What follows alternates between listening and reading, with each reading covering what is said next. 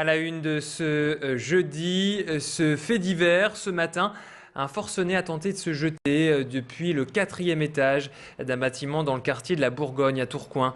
L'individu, visiblement alcoolisé, aurait menacé un ambulancier avec un couteau avant de se retrancher chez lui. L'homme voulait mettre fin à ses jours et a menacé de se jeter par la fenêtre. Les pompiers ont tenté de le raisonner. Face à son refus, le GIPN est intervenu et a fini par faire usage de la force pour l'arrêter. L'homme a été interné dans un service psychiatrique. Notre reporter Frédéric Regnault était sur place rue de Bousbecq ce matin. Il a rencontré ce sapeur-pompier qui revient sur cette intervention pour nous regarder. C'est une approche psychologique de l'intervention. Il faut persuader la personne avec les propos adaptés. Par contre, la personne était apparemment en état d'alcoolémie et menaçante pour elle-même. Donc on fait au mieux pour pas qu'il se blesse et qu'il blesse personne. C'est surtout qu'il se calme.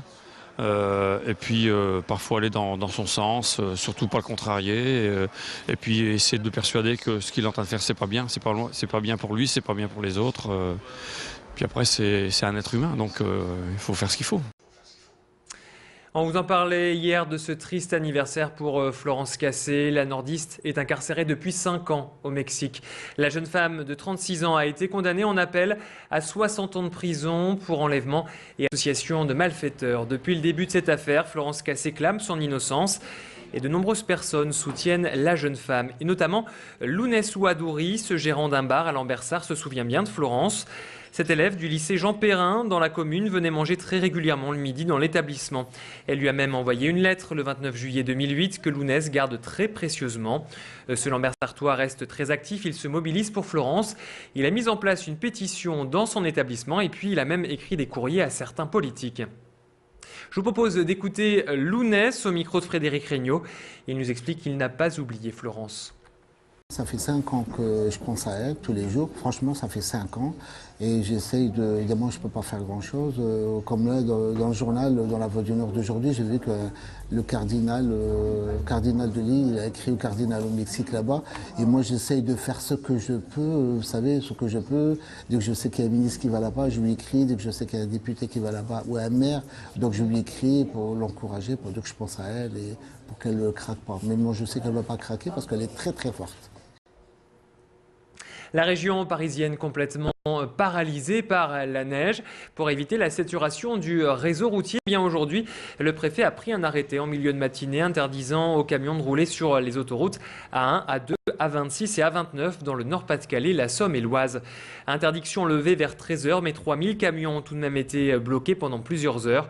Les premiers poids lourds ont quitté les zones de stockage par cinquantaine en milieu d'après-midi. Et puis dans la région parisienne, le trafic s'est fluidifié, ce qui a permis aux camions de circuler à nouveau dans la région cet après-midi.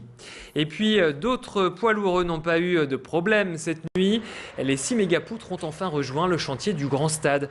Le convoi exceptionnel a bien eu lieu hier soir. Les 6 camions qui ont acheminé ces poutres de 27 mètres de long et de 8 mètres de large sont même partis avec 1 heure d'avance. Je vous rappelle que l'opération avait été annulée la semaine dernière à cause de la neige. Hier, tout s'est bien passé. Le colis a été délivré à bon port vers 2h du matin. Le convoi roulant en moyenne à 30 km/h.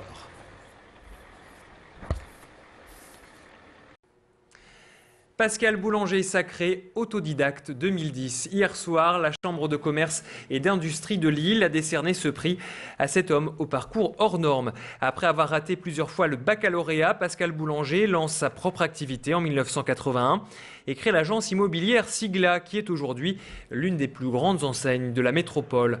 Par la suite, il décide de reprendre des études, obtient une maîtrise en droit public et en 1998, il devient le PDG du groupe Boulanger, qui compte aujourd'hui tout de même 3500 salariés pour un chiffre d'affaires de 65 millions d'euros. Je vous propose d'écouter l'heureux lauréat au micro de Jean-Marc Courtin. Je suis heureux pour moi-même, bien sûr, je suis heureux pour ma famille, je suis heureux pour mes collaborateurs, je suis heureux pour l'entreprise en général qui va se trouver peut-être une motivation. La reconnaissance, non, c'est trop tôt, je pense. C'est bien de donner un prix, mais je n'ai que 47 ans, j'espère peut-être une reconnaissance plus tard. Pour l'instant, c'est surtout un sentiment de bonheur. Et l'envie, l'énergie, la motivation sont des choses qui sont quand même, à mon avis, peut-être plus importantes. Comme on disait tout à l'heure, s'il y a 50 ans, on doit encore dire j'ai fait telle école, c'est que quelque part, il manque quelque chose. Donc, il faut de l'énergie. Et oui, j'espère vraiment que si ça peut donner l'envie à des jeunes de se lancer, là, je serais vraiment content et fier. Le Père Noël est sûrement un rocker au cœur d'or. Hier après-midi, les étudiants de l'école de commerce l'EDEC ont remis à des enfants des centres sociaux de Lille et de Roubaix des jouets récoltés durant le festival. Le Père Noël est-il un rocker ? Je vous en rappelle le principe. Pendant une semaine, au lieu de payer une place de concert, le public a ramené un jouet. L'opération a remporté un grand succès. 5000 cadeaux ont été récoltés.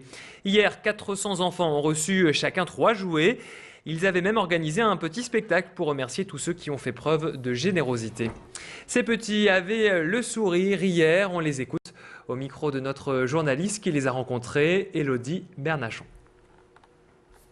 Ça me fait plaisir, je suis contente et j'aime bien les cadeaux.